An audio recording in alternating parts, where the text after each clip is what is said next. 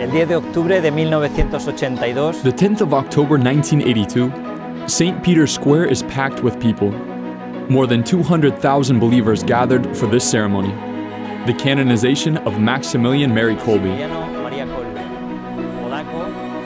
the Polish Franciscan, slave of the Immaculate, tireless apostle of the Virgin Mary, a fire with zeal for the salvation of souls, who even in sickness and physical limitations, suffering from tuberculosis, was a missionary in India, in Japan. In Poland, he created an entire city in honor of the Immaculate, Niepokolanao. desde allí con sus más de 800 frailes, se dedicó a la propagación. From there, with his more than 800 friars, he propagated knowledge of faith in the Most Blessed Virgin, Mother of God, the Immaculate, as intercessor of all graces. En aquella ceremonia del 10 de octubre de 1982, In that ceremony of the 10th of October 1982, there was a certain sense of expectation, because Maximilian Kolbe had been beatified as confessor of the faith. But some were expecting that there might be a change. When the ceremony commenced, Saint John Paul II, also Polish, appeared in red vestments, visible proof that the Apostle of the Immaculate, the slave of the Immaculate, would be canonized as a martyr of charity in imitation of Jesus Christ. Greater love has no one than this, that one lay down his life for his friends. tiene amor más grande que el que da la vida por sus amigos.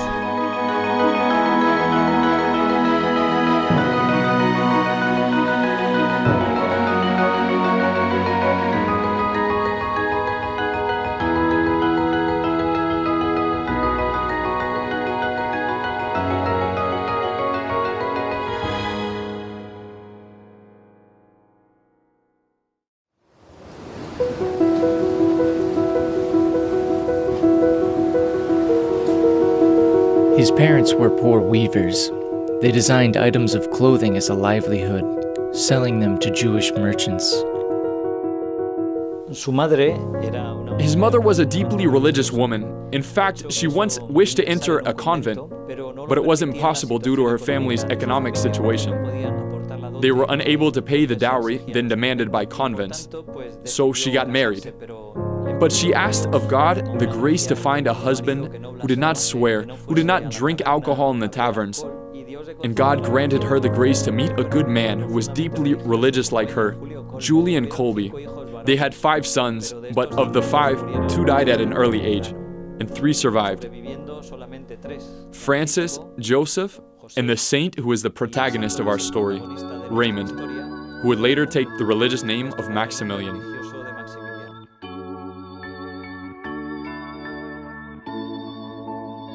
One of the best-known episodes in the life of St. Maximilian Kolbe is the dream he had as a small child. And in this dream, he saw the Blessed Virgin Mary approaching him, holding 2 crowns. The first was the crown of martyrdom, and the other was the crown of purity. And she asked him which of the 2 he would have.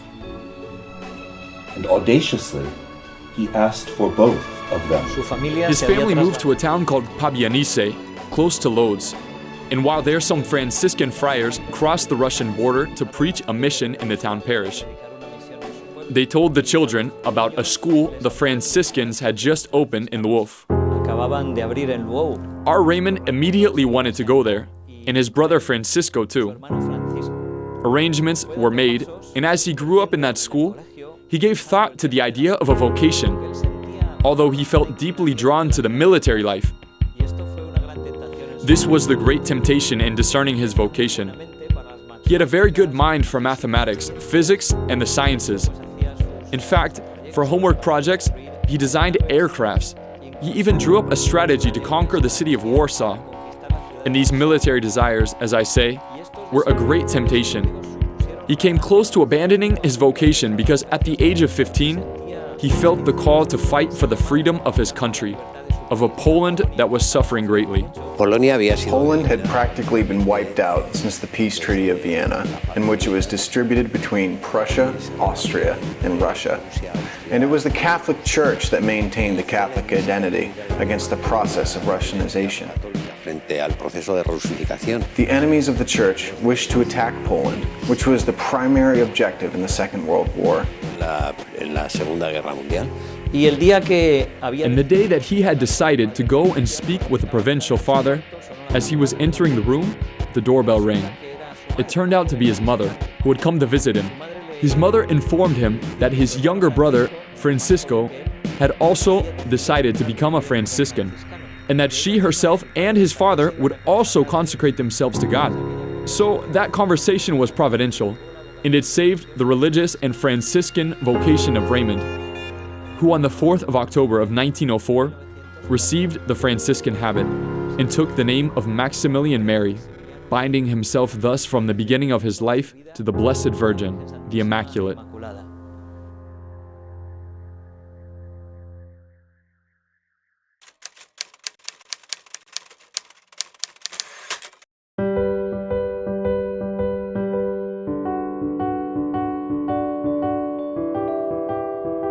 Once he had completed the novitiate, the provincial father wished him to continue his studies in philosophy in Rome.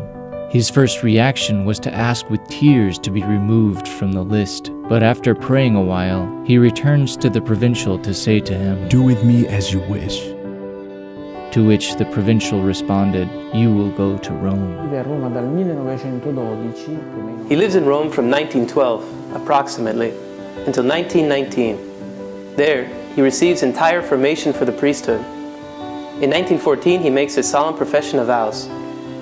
The Roman period was fundamental for Maximilian because it provided the basis for all that came afterwards.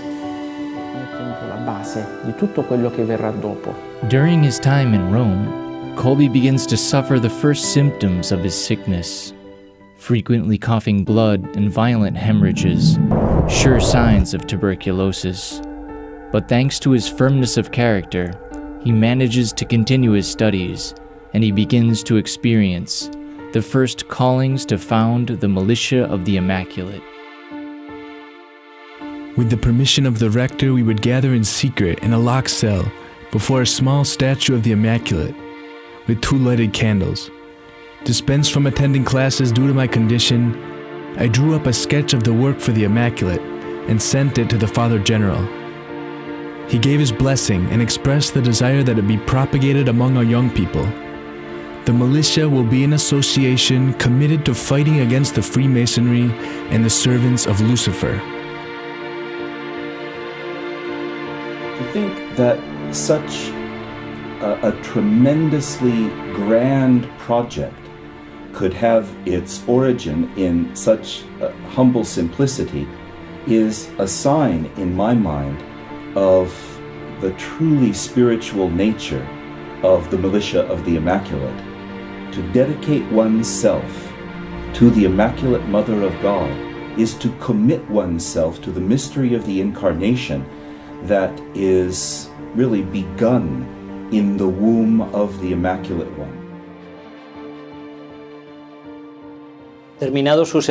Having finished his studies in philosophy and theology, Maximilian is ordained priest on the 29th of April of 1918. He is ordained in the Church of Sant Andrea della Valle and chooses to celebrate his first Mass in a church with a very special altar, the altar of the Miraculous Virgin in the Church of Sant Andrea della Frate.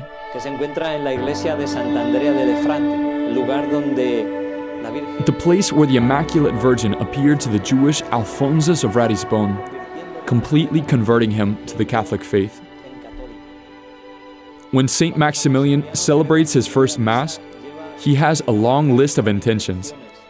At the end of the list, written in Latin, are these highly significant words: Pro amorem usque ad victimum, which means love to the point of victimhood, love unto the sacrifice of one's life. This intention is like a premonition of the martyrdom, the self-giving that would consummate his love-driven life at the end of his days. al final de sus días.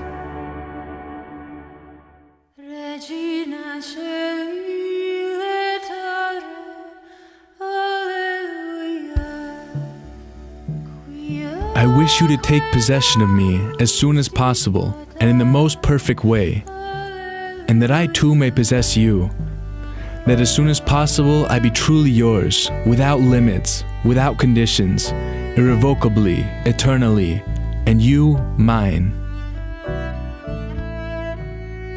When Saint Maximilian speaks of the act of consecration, he distinguishes very clearly between the will and the sentiments. And he explains that the act of consecration, of self-giving, may often be accompanied by dryness or by coldness. But he insists greatly that consecration, the giving of oneself to the Virgin Mary, to the Immaculate, is an act of the will. He calls it an act of the will by which one gives oneself to the Virgin, and which is never revoked. That is enough. And when young people approached him to ask to enter the community, the criterion for discernment for him was that they have the decisiveness and the will to consecrate themselves entirely to the Immaculate, to belong to her, to be hers. This was for him the criterion for discerning a vocation. Queen of heaven rejoiced, hallelujah, hallelujah, for you did meant to bear, hallelujah, hallelujah. You say you wish to be a Franciscan. Good. But tell me if you remain firm in your purpose to devote yourself to the Immaculate, if you really desire to consecrate your life to her, to be consumed and ready to end your existence by starvation, disposed for her sake to suffer deprivations and the risk of premature death.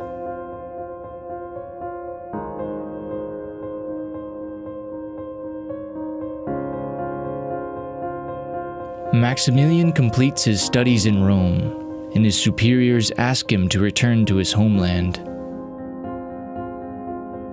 Not yet fully recovered, he obtains permission to return to Krakow, and in 1922 begins his modest apostolate with the publication of the magazine The Night of the Immaculate.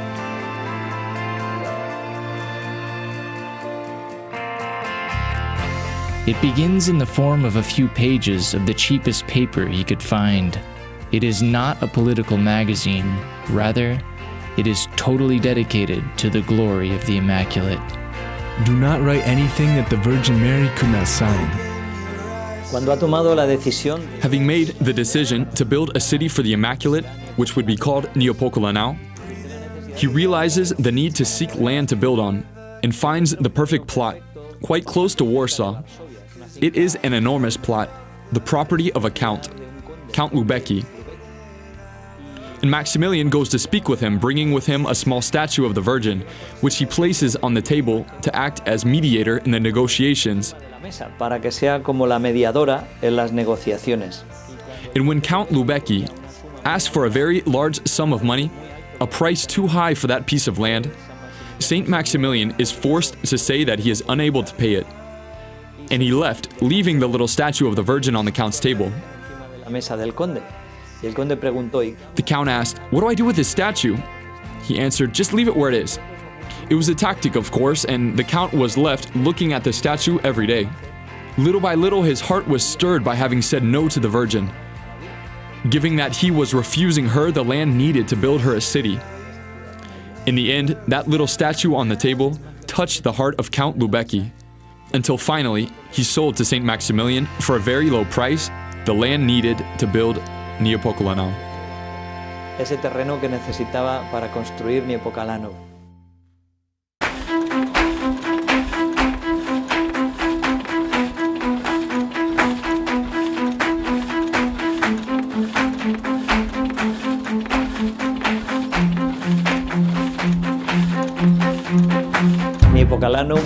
Neopomuceno is an amazing place, a convent plus a publishing house. Saint Maximilian really was a precursor of the apostolate of the communications media. Saint Maximilian can be defined in one word as a pioneer, a man who in his lifetime understood the need for new paths of evangelization and also new paths for the Franciscan way of life. And since all of those who work there are religious, he manages to print the Night of the Immaculate, the newspaper they edit, at the lowest price of all, with the result that the rest of the newspapers begin to accuse him of unfair competition and succeed in prohibiting the sale of his newspaper, the Night of the Immaculate, in public kiosks. What does St. Maximilian do? Well, he creates his own network of distribution kiosks. They even acquire a small airplane in the convent, with which they distribute the newspaper to all the corners of Poland. El periódico a todos los puntos de Polonia. Many young men from all the professions, including engineers, give up everything to dedicate their lives to the Virgin in the city of the Immaculate in Niepokalanów. Many vocations came to Niepokalanów. The word incredible is justifiable. Comparing the numbers to today's statistics, one is rendered speechless. It was the ideal of the Marian life that drew the young men there. In fact, most of the vocations were religious brothers, not priests. This is interesting. They worked for the Immaculate. They felt that impulse to work for the Immaculate. That's how they spent their days and their life, apart from the times of prayer, which were fundamental. St. Maximilian writes, "The strength of Niepokalanów is prayer. Above all else, prayer." The first thing he does when he founds the city of the Immaculate is to build a solid chapel, very solid. This building is the very first thing. All the rest would follow. El 1 de septiembre de 1930. On the 1st of September 1939, there are 760 religious and over 150 postulants. An unprecedented record. A record because the Virgin moves and touches the hearts of all these men who desire to give their lives to her. Que buscan consagrarle su vida.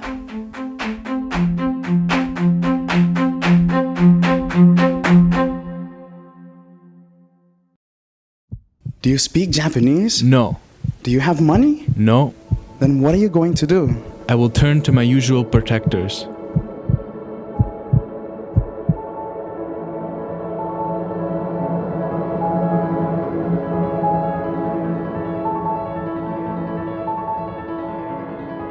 Pope Pius XI asks for missionaries for the Orient.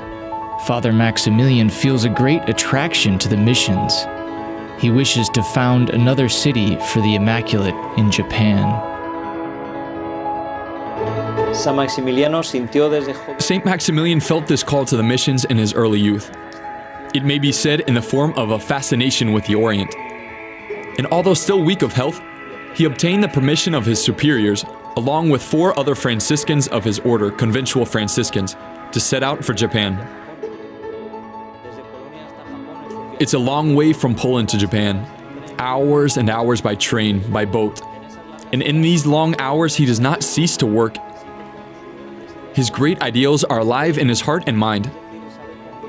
In other words, he combines those great ideals with daily reality, the little details of the apostolate. When he reaches Japan, his health is still quite weak. He is shaking with fever. Sometimes he has to celebrate Mass with the support of his community brothers. Apoyado, sostenido por sus hermanos de comunidad. Every morning he gets up with the words, "The Immaculate hasn't called me yet." But God will reward his fidelity. And in a short time, the newspaper, The Night of the Immaculate, is published in Japanese. And as well as being distributed in Nagasaki, it will also be distributed in China, and will later reach India and even Arabia. Y más tarde llega hasta la India, incluso hasta Arabia. Today we publish a Japanese night. We have a printing press. Glory to the Immaculate. In spite of the great success, his religious brothers observe his poor health. His superior finds an excuse to get him to return to Poland. A few months after his return to Poland, he is once again nominated as guardian and father of Niepokalanów.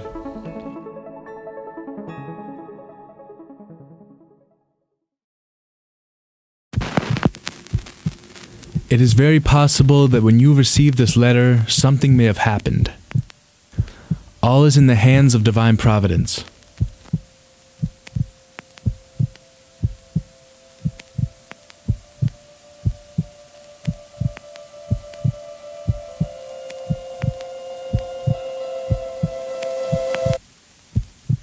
Und so grüße ich euch denn als meine alten, treuen, ex-Aules Ex-Männer.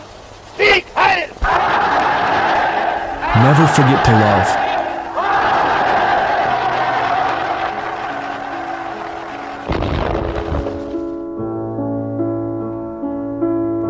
In 1939, Hitler's tanks crossed the border, sweeping aside the Polish cavalry. It is often forgotten that the Second World War, which begins with the invasion of Poland, is the work not of the Nazis alone, but of the Nazis and Communists together. The Nazis invade Poland on one side on the 1st of September, and 15 days later, the Communists invade from their side. On the 5th of September, the printing presses of Niepokalanów are stopped by the bombing of nearby Warsaw. My sons, a pitiless combat approaches. I do not know exactly what will happen in Poland, but we must expect the worst. There is no corner in this world that is without the cross.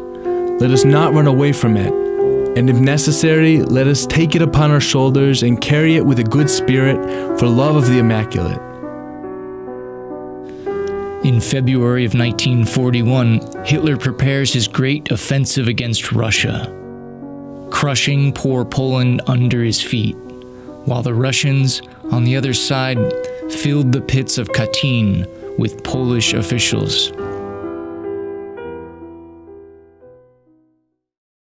On February 17th, the doorkeeper informs Kolbe that a convoy of vehicles is entering Niepokalanów. He hangs up the telephone and murmurs, Yes, Mary. Kolbe greeted the soldiers at the threshold. Praise be Jesus Christ. He is sent to prison in Pawiak. On May 28th of 1941, Kolbe is sent to Auschwitz.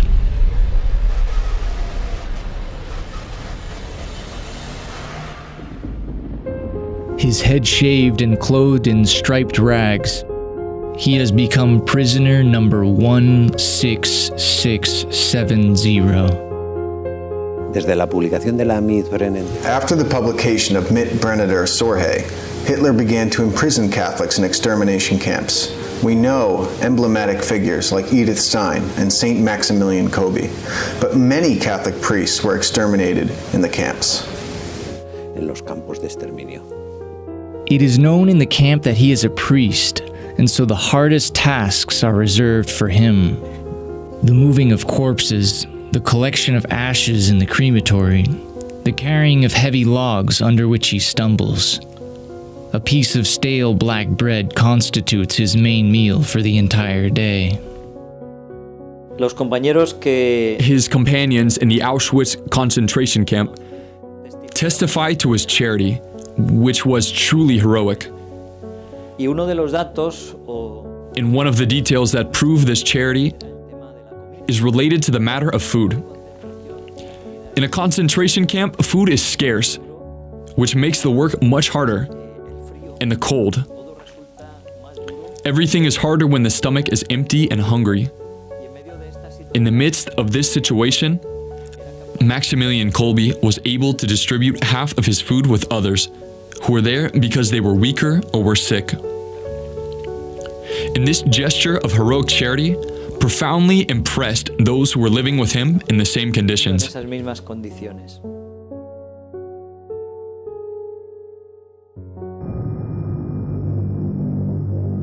the 30th of July, after work, the entire camp is ordered to stand in line. A prisoner from Block 14 has escaped.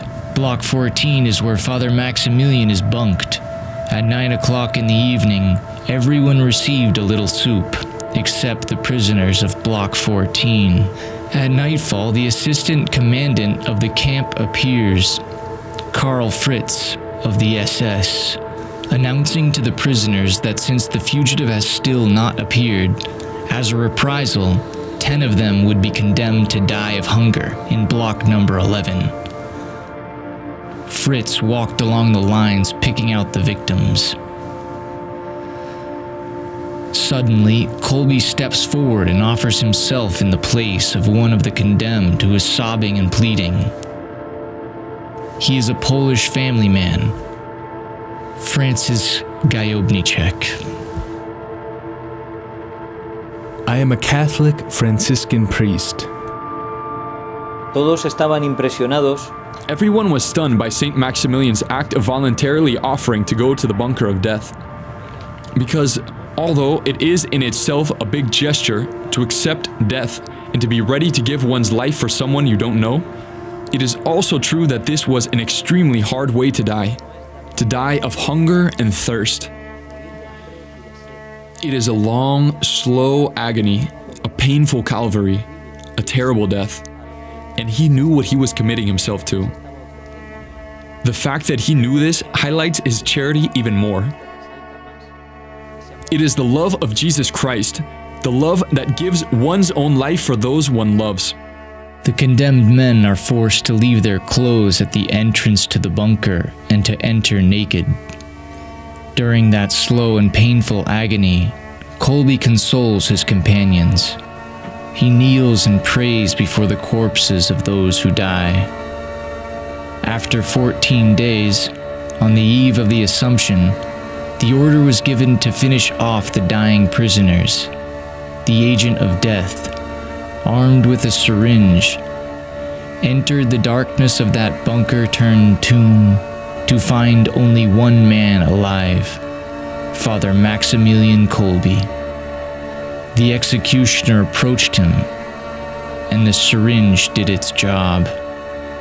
An injection of carbolic acid broke the last thread of life that remained in Father Kolbe's body. The martyrdom is consummated.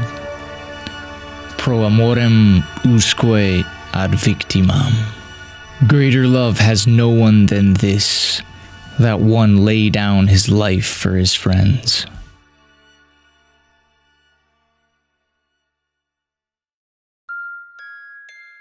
It could seem that the life of St. Maximilian Kolbe had a sad ending, and that the life of a man so generous, so great, so giving, has been swallowed up by the black mouth of ideology,